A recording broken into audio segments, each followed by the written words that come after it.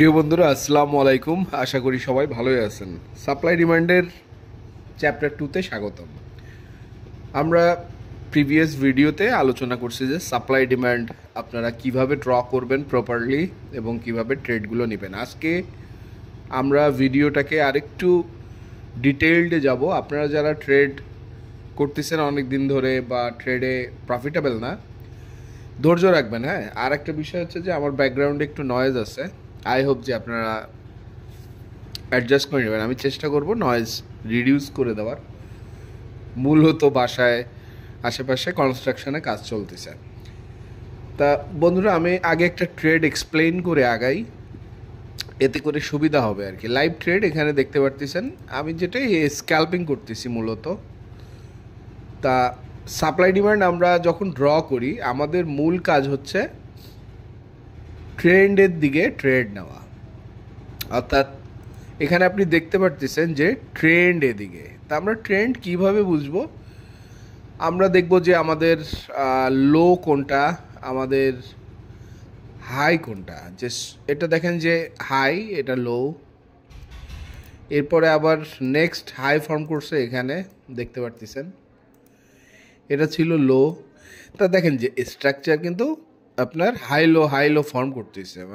আমরা মার্কেটের সাথে অ্যালাইন করব আমাদেরকে কিভাবে। আমরা যেহেতু ডাউন ট্রেন্ডে আছি, আমরা সাপ্লাই এরিয়া খুঁজবো, আমরা ডিম্যান্ডে ট্রেড নিব না। ভেরি ইম্পর্ট্যান্ট যে আমরা যখন ডাউন ট্রেন্ডে আসি, নিচের দিকে পড়তেছি ট্রেন্ডটা, তখন আমরা অনলি সাপ্লাই এরিয়াগুলোকে টার্গেট করব, আমরা আর ডিম্যান্ড এরিয়া টার্গেট করব না। অর্থাৎ আপনার ট্রেন্ডটা যেদিকে, আমরা সেই ট্রেন্ডটা ফলো করব। এখন আমরা বেসিক যে এখানে ট্রেন্ডটা ডেভেলপ করলাম, আমরা ট্রেন্ড পাচ্ছি, এই একটা ট্রেন্ড পাচ্ছি। দেখুন যে ট্রেন্ডটা নিচের দিকে পড়তেছে। এটা যেহেতু আমাদের ক্লিয়ার, এখন আমাদেরকে সাপ্লাই এরিয়াগুলোকে বের করতে হবে। দেখুন আপনারা খেয়াল করতেছেন যে আমি 1 ঘন্টা চার্টে আছি। তো সাপ্লাই এরিয়া আমরা কিভাবে বের করি, আমি একটু জুম করে ফেলি। দেখুন এটা ছিল হাই, লাস্ট হাই। তা আমরা এখানে দেখব কোন এরিয়া থেকে প্রাইসটা বেরোয় আসছে। দেখুন প্রাইসটা এখান থেকে উঠতে এই এরিয়াতে আসলো, এসে এটাকে হাই ফর্ম করছে এবং এটা ছিল হচ্ছে আপনার ভাঙে পড়ে যাওয়ার আগে লো এখানে। অর্থাৎ এই এরিয়াটা হচ্ছে আপনার সাপ্লাই এরিয়া, সোজা হিসাব। এই এরিয়াটা কেন সাপ্লাই এরিয়া? এর কারণ হচ্ছে যে প্রাইস এখানে এসে যে বায়ার সেলারের মধ্যে, দেখুন যে বায়ার একবার উপরে যাইতে চাইছে, সেলার নিচে নামাইছে, এই ক্যান্ডেলে কমপ্লিট সেলার চলে আসছে, এখানে আবার বায়ার উপরে উঠছে, আবার সেলার টাইনে নিচে নামাইছে। তো এখানে বায়ার সেলার কিন্তু একটা কনফিউজিং অবস্থায় ছিল। তারা ঠিক এই এরিয়াতে লাস্ট আপনার এই লোটা ফর্ম করে এখান থেকে খুব দ্রুত প্রাইসটা বেরোয় আসছে। তাহলে এটা তো ক্লিয়ার যে এখানে ইনস্টিটিউশনস বা hedge funds, major bank, central banks, এরা এখানে অর্ডার প্লেস করছে, huge amount of order place করছে। একটা জিনিস আমরা অলরেডি জানি যে ইনস্টিটিউশনস, এদের যে পরিমাণ ফান্ড, এরাই মার্কেটটাকে মুভ করাতে পারে। আমরা কিন্তু রিটেল ট্রেডার, আমাদের যে পরিমাণ অর্থ, আমরা কিন্তু ওই সামান্য অর্থ দিয়ে এই মার্কেটের প্রাইস মুভ করাইতে পারি না। তা ইনস্টিটিউশনস কিন্তু এখানে একটা ব্লু প্রিন্ট রেখে যাচ্ছে যে আমি এখান থেকে মার্কেট থেকে বেরোয় আসলাম। তা যে এরিয়া থেকে বেরোয় আসলো, এই এরিয়া থেকে ইনস্টিটিউশনস চলে আসছে, এটা আমরা বুঝে গেলাম। এখন যখনই প্রাইসটা আবার এই এরিয়াতে আসবে, তখনই কিন্তু প্রাইসটা এখান থেকে বাউন্স করার একটা সম্ভাবনা আছে। কারণটা আমি এর আগের ভিডিওতে আলোচনা করছি। আমি এবার এখানে আরেকটু, আপনারা যারা কনসেপ্টটাতে নতুন, সাপ্লাই ডিমান্ড কনসেপ্টে নতুন, তাদেরকে আমি বিষয়টা একটু জানাই যে আপনি ধরেন একটা প্রাইসের মধ্যে ঘোরাফেরা করতেছেন, হুট করে কোনো কিছু হলো, মার্কেট চেঞ্জ হয়ে গেল, প্রাইসটা তর তর তর তর তর তর করে উঠে গেল। এই যে এরিয়া থেকে আপনি বেরোয় গেলেন, এই এরিয়াতে আপনি যে টাকাটা চার্জ করতেন, ফর এক্সাম্পল আপনি এই এরিয়াতে আপনার প্রোডাক্টের দাম ছিল যে টাকা, 50 টাকা হোক, সেটা হুট করে এখানে 100 টাকা হয়ে গেছে। এই কনসেপ্টটা আমি সবসময় শেয়ার করি, একেবারে বেসিক সাপ্লাই ডিমান্ড কনসেপ্ট। যে কোনো একটা কারণে মার্কেট চেঞ্জ হয়ে যাওয়ার কারণে আপনার 50 টাকার প্রোডাক্ট 100 টাকা হয়ে গেছে, মার্কেটের চাহিদা বাইরে গেছে। আপনি চাহিদা বাইরে যাওয়ার কারণে আপনি সাপ্লাই দেওয়া শুরু করছেন, প্রোডাক্ট মার্কেটে সারা শুরু করছেন, প্রাইসটাও মোটামুটি আপনার প্রোডাক্টের চাহিদা এত বেশি, আপনার কাছে হয়তো স্টক সীমিত, প্রাইসটা বাইরে গেছে।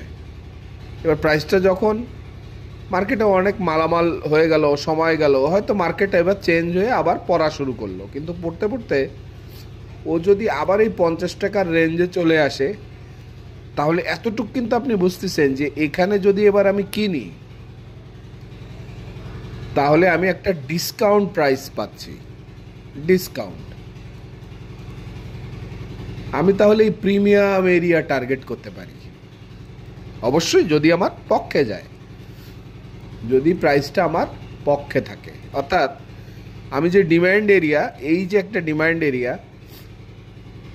ইনিশিয়াল যে একটা আমার 50 টাকার একটা রেঞ্জ ছিল, এই রেঞ্জটা আবার দেখা গেল যে আমি এই রেঞ্জে যদি ফেরত আসি, তাহলে এই রেঞ্জে আমি কিনে ফেলতে পারলে প্রাইসটা যেহেতু উপর একটা প্রিমিয়াম প্রাইসিংয়ে গেছিল, ওই প্রাইসে আবার যেতে পারে বা যাওয়ার সম্ভাবনা বেশি। কারণ কেন বেশি, এখানে ইনস্টিটিউশনসরা যখন এখানে আপনার অর্ডার প্লেস করতেছে, huge amount of order place করতেছে, প্রাইসটা যখন এখান থেকে উপরে গেল, ইনস্টিটিউশনসও চাবে যে প্রাইসটাকে আবার ডিসকাউন্ট এরিয়াতে আনতে এবং ডিসকাউন্ট করে প্রাইসটাতে তাদের অর্ডার প্লেস করতে।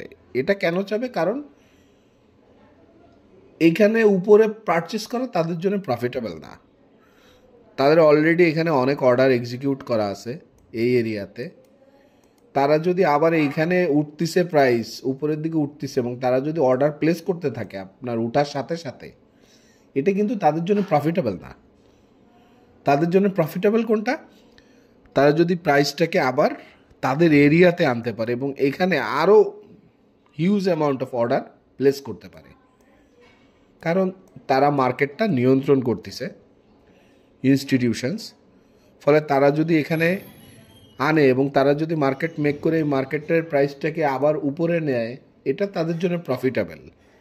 কিন্তু তারাই উঠতে উঠতে যদি কিনতে থাকে, এখানে অর্ডার প্লেস করতে থাকে, এটা কিন্তু প্রফিটেবল না। তারা যদি টার্গেট এরিয়া এটা হয় বা আমরা এই এক্সট্রিম এরিয়াটা যদি টার্গেট হয়, তাহলে এখানে তারা অর্ডার প্লেস করলে তারা কিন্তু খুব সামান্য একটা প্রফিট পাচ্ছে, যেটা তাদের জন্যে প্রফিটেবল না। এই জন্য তারা কী চাবে? প্রাইসটা যে প্রিমিয়ামে গেছে, প্রাইসটাকে আবার ডিসকাউন্টে আনতে, আবার ডিসকাউন্ট এরিয়াতে আনতে, এবং এখানে আবার বাল্ক অর্ডার প্লেস করতে। যে বাল্ক অর্ডারটা এখানে বারবার প্লেস করলে আরও হিউজ চাঙ্কে যদি প্লেস করে, এটাকে যদি আবার তারা উপরে তুলতে পারে, তাহলে কিন্তু তারা আরও বেশ সলিড একটা প্রফিট পাবে, বেশ বড় একটা প্রফিট, যেটাই তাদের করার উদ্দেশ্য। এখানেও মূলত জিনিসটাকে যদি আমরা উল্টায় দেখি, এখানে যে আমরা যেহেতু ডাউন ট্রেন্ডে আছি, দেখেন 1 ঘন্টার চার্টে আমরা ডাউন ট্রেন্ডে আছি, তা আমাদের মোমেন্টামটা নিচের দিকে যাচ্ছে।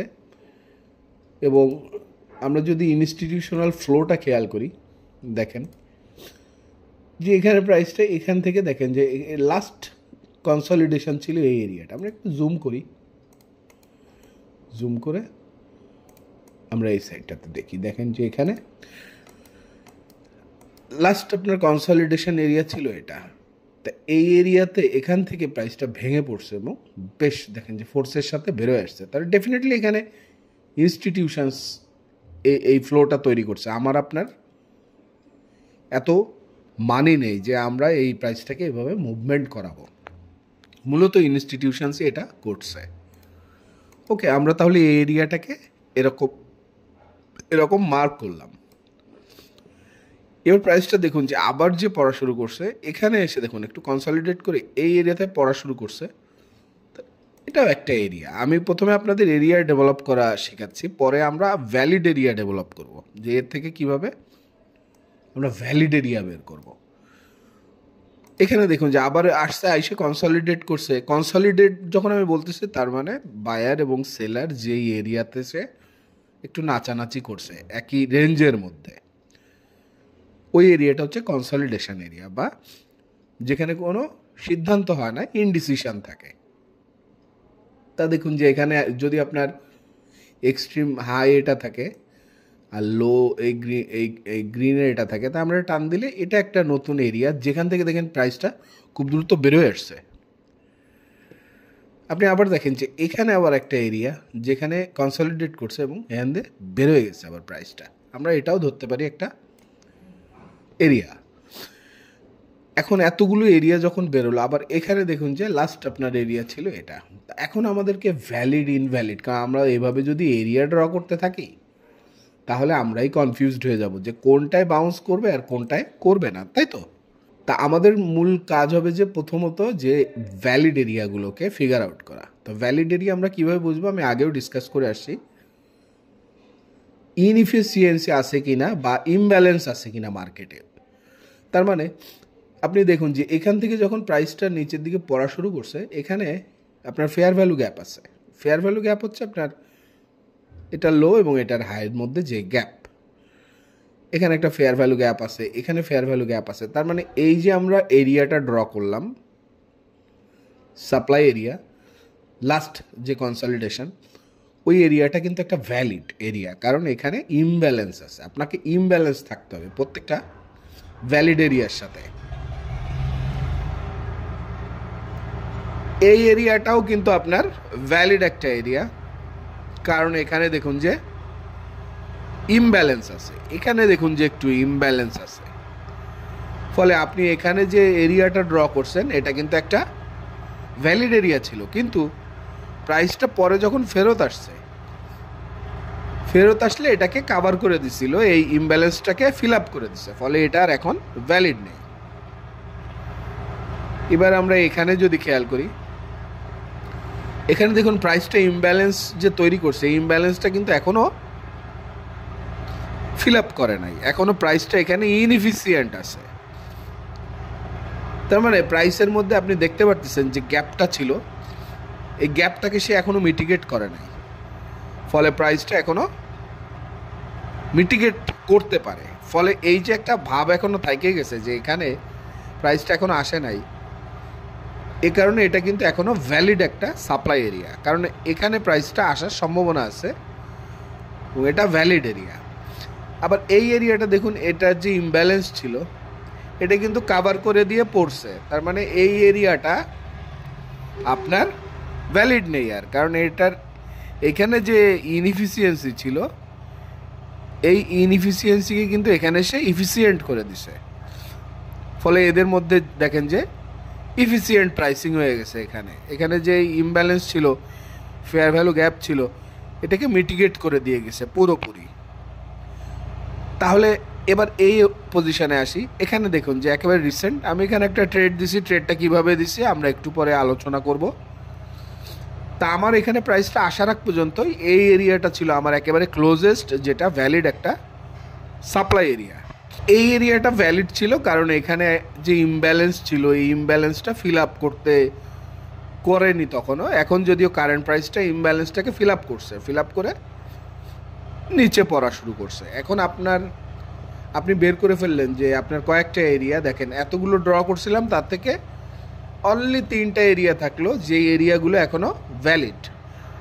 তার মধ্যে লাস্টের এই এরিয়াটা কিন্তু এখন ইফিসিয়েন্ট করে ফেলছে, ফলে এখানে আমি যে ট্রেড অপরচুনিটি আছে এখন আমার, এটাকে বাদ দিলে উপরে আপনার অনলি 2টা এরিয়া আছে 1 ঘন্টার চার্টে। আপনার যে কোনো চার্টে এভাবেই বের করবেন, 2টা এরিয়া উপরে আছে যেটার ইমব্যালেন্সটা এখনও ব্যালেন্স করা বাকি আছে। আচ্ছা, এবার আসি হচ্ছে যে মূল কথায়, যে আপনি একটা স্ট্র্যাটেজির নিজের করার জন্য আপনি কিভাবে নিজের করবেন।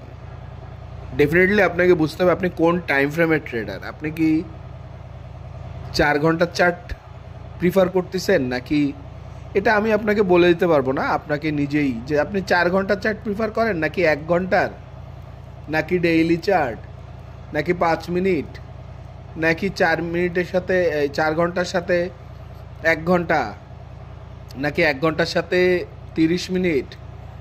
এটা আপনাকে বের করতে হবে। সবই এক, শুধু যত আপনি লোয়ার টাইম ফ্রেমে আসবেন তত আপনার জিনিসটা নয়েজটা বাড়ে, আপনি যত নিচে নামবেন।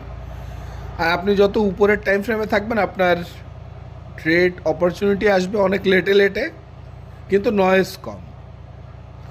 তারপর ডিপেন্ড করে আপনি কতটুকু ফ্রি আছেন না আছেন, আপনার চাকরি জীবন থাকতে পারে, আপনার হাতে সময় কীরকম কী, এগুলোর বেসিসে আপনি ডিফাইন করবেন যে আপনি কী ধরনের ট্রেডার, আপনি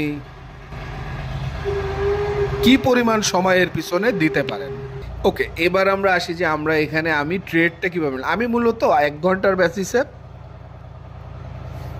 ট্রেন্ডটাকে ফলো করি আর 5 মিনিটে যে এন্ট্রি নিই এটা করি। আবার অনেক সময় 4 ঘন্টার সাথে 1 ঘন্টা মিলাই। মূলত মাল্টি টাইম ফ্রেম অ্যানালাইসিসটা আমি করি, বাট 4 ঘন্টার উপরে যাই না। যখন মনে হয় যে আমার হাতে সময় কম তখন আমি লং টাইম ফ্রেমে চলে যাই, লম্বা টাইম ফ্রেমে, বড় টাইম ফ্রেমে।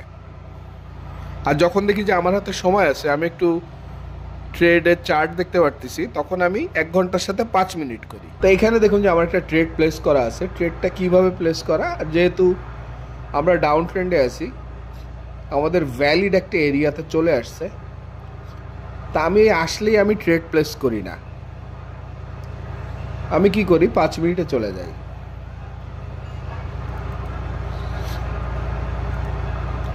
5 মিনিটে যে আমি এটাকে প্রথমে আমি একটা মাস্টার ক্লাস নিয়েছিলাম আপনাদের সাপ্লাই ডিমান্ডের উপরে, হুবহু ওই ক্লাসটা আর কি। ওই ক্লাসে আমি যে বিষয়টা আপনাদের বলছিলাম, আপনারা যারা ভিডিওটা দেখছেন যদি মনে থাকে, যখনই আপনার 1 ঘন্টার এই ডিমান্ড সাপ্লাই এই এরিয়াগুলোতে চলে আসবে, এক্ষেত্রে সাপ্লাই এরিয়া, তখনই আপনি দেখবেন যে প্রাইসটা কি মোমেন্টামে ওই এরিয়াতে আসছে। মোমেন্টাম বলতে কোন চ্যানেলটা মেনটেন করতে করতে করতে করতে ওই এরিয়াতে আসছে, ওই চ্যানেলটা ড্র করবেন আপনি। দেখেন ইজিলি আমরা একটা চ্যানেল ডেভেলপ করতে পারতেছি। এখানে দেখেন যে লো হাই, আবার হাই, হাই, আবার হাই, এবং এই যে লোয়ার লোগুলো, এই লোগুলোও কিন্তু আপনার আস্তে আস্তে উঠতেছে, হাইগুলো আস্তে আস্তে বাড়তেছে, ভাঙতেছে আগের হাইগুলোকে, এবং লোগুলো আগের লোকে রেসপেক্ট করে করে আগাচ্ছে। একেবারে কমপ্লিট একটা আপনি মোমেন্টাম লাইন ড্র করতে পারলেন। 5 মিনিটে এসে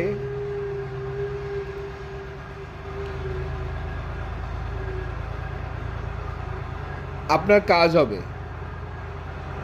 যে প্রাইসটা যে এই এরিয়া থেকে, দেখেন যে ও যে এখানে আসছে, এই এরিয়া থেকে দেখেন যে একটা রিজেকশন আসছে, এটা আপনি দেখতে পারতেছেন কিনা,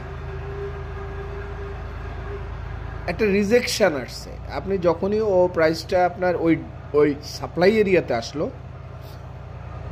টু টু টু টু করতে করতে ওই সাপ্লাই এরিয়াতে আসলো, ও দেখেন যে একটা রিজেকশন আসছে, ওই সাপ্লাই এরিয়া ওকে ধাক্কা দিছে বা ও বাধাগ্রস্ত হয়েছে, ফলে ও কিন্তু একটু নিচে পড়া শুরু করছে, এবং বেশ দেখেন যে একটা ফোর্সের সাথে মোমেন্টাম লাইনটাকে ভেঙে ফেলছে। প্রিভিয়াস আপনার যে পয়েন্টগুলো, অর্থাৎ এই যে একটা পয়েন্ট, এই একটা যে সাপোর্ট পয়েন্ট, এই একটা সাপোর্ট পয়েন্ট, এই সাপোর্ট পয়েন্টগুলোকে কিন্তু ভেঙে ফেলছে। তা ভেঙে ফেললেই আপনি ট্রেড দিবেন না, আপনাকে অ্যাটলিস্ট আরও একটা কনফার্মেশন আমি রিকমেন্ড করি, বা অনেকেই রিকমেন্ড করবেন যারা সাপ্লাই ডিমান্ড ট্রেড করেন, সেটা হচ্ছে যে আপনার এটাকে কারেকশানে আসতে দেওয়া, এবং এখানে যে নতুন করে আপনার এখানে যে সাপ্লাই এরিয়াটা ছিল লাস্ট, অ্যাটলিস্ট ওই সাপ্লাই এরিয়া পর্যন্ত আসতে দেওয়া। দেখুন, বা সাপোর্ট এরিয়া ছিল, যেটা আমি যদি আরেকটু অ্যাকুরেসির সাথে বলি, এখানে আপনার যে সাপোর্ট ছিল, এই সাপোর্টটাকে ও কী করবে, রেজিস্ট্যান্স বানাবে। মূল কথা এটা। দেখেন যে এটা ছিল লাস্ট একটা সাপোর্ট, যে সাপোর্টটাকে ও এখানে ভেঙে ফেলছে। তা প্রাইসটা কি করবে, বা আপনি প্রাইসটাকে কি করতে দিবেন, যে প্রাইসটা এসে এই যে সাপোর্টটা ছিল, এই সাপোর্টটাকে রেজিস্ট্যান্স বানায় তারপর পড়া শুরু করুক। ক্লিয়ার কিনা? তাহলে এখানে আপনার মোমেন্টামটাকে ব্রেক করবে। ও ভাঙে পড়লো, খুব ফোর্সের সাথে ভাঙতে হবে। হ্যাঁ, এখানে যেমন একটা ফোর্সের সাথে ভাঙছে, সব কিছু রেডি। আমি একটা পেন্ডিং অর্ডারও দিয়ে রাখছি। এখানে দেখুন যে কোথায় দিছি, দেখেন এখানে দিছি আমি এই এরিয়াতে। এটা ছিল আমার একটা লাস্ট একটা সাপোর্ট। আমি চাচ্ছি যে ও ওই সাপোর্টটাকে রেজিস্ট্যান্স বানাক। আপনারা যারা সাপোর্ট রেজিস্ট্যান্স শিখছেন, আপনারা জানেন যে অনেক সময় রেজিস্ট্যান্স সাপোর্ট হয়ে যায়, অনেক সময় সাপোর্ট রেজিস্ট্যান্স হয়ে যায়। তাই এটা লাইভ একটা আপনি এক্সাম্পলও পাইলেন যে এটা কিভাবে হয়, সাপোর্টটা কিভাবে রেজিস্ট্যান্স হয়, রেজিস্ট্যান্সটা কিভাবে সাপোর্ট হয়। তা আমরা এখানে ওয়েট করব যে আমার এই সাপোর্টটা রেজিস্ট্যান্স হোক।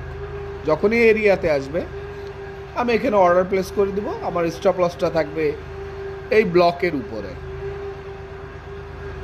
তা বন্ধুরা, আশা করি যে কনসেপ্টটা ক্লিয়ার হলো। আপনারা যারা সাপ্লাই ডিমান্ড ট্রেড করতে চান, ডেফিনেটলি অ্যাপ্রিসিয়েট করি যে আপনারা একটা সিস্টেম ডেভেলপ করে, এই সিস্টেম ফলো করে সিস্টেমেই লাগে থাকতে হবে। আপনি যত সিস্টেম চেঞ্জ করবেন ততই আপনার মাথা গোলমেলে হবে, আপনার ট্রেডিং ক্যাপাসিটি ডেভেলপ হবে না, আপনার শুধু সময় নষ্ট হবে। আপনাকে যে কোনো একটা পার্টিকুলার সিস্টেমে ফিক্স করতে হবে, একটা পার্টিকুলার সিস্টেমে থাকতে হবে। ওই পার্টিকুলার সিস্টেমকে আপনাকে নার্চার করতে করতে করতে করতে ওটার একটা ইফিসিয়েন্সি আনতে হবে, ওটাকেই আপনার এক্সপার্টিজ আনতে হবে। আশা করি যে আপনারা আমার কথাগুলো বুঝতে পারছেন। ভিডিওটা বড় হয়ে গেল, বাট কনসেপ্টটা দেওয়ার জন্যই বড় করা। ভবিষ্যতে বন্ধুরা আমি সাপ্লাই ডিমান্ড বেস ইনডিউসমেন্টগুলো নিয়ে আলোচনা করব, বিশেষ করে ইনডিউসমেন্টটা কী এবং এর মধ্যেও প্রাইসে কিভাবে ইনস্টিটিউশনস আপনাকে একটা টোপ তৈরি করে দেয়, যে টোপটা আপনি গিলে ফেলেন, এবারও আপনার স্টপ লসটা খেয়ে ফেলে। তা এটা নিয়ে আমরা আলোচনা করব, একটু হায়ার এবং অ্যাডভান্স টপিক, বাট আশা করি সাথেই থাকবেন। তো কথা হচ্ছে পরের ভিডিওতে। সে পর্যন্ত সবাই ভালো থাকবেন বন্ধুরা। আসসালামু আলাইকুম।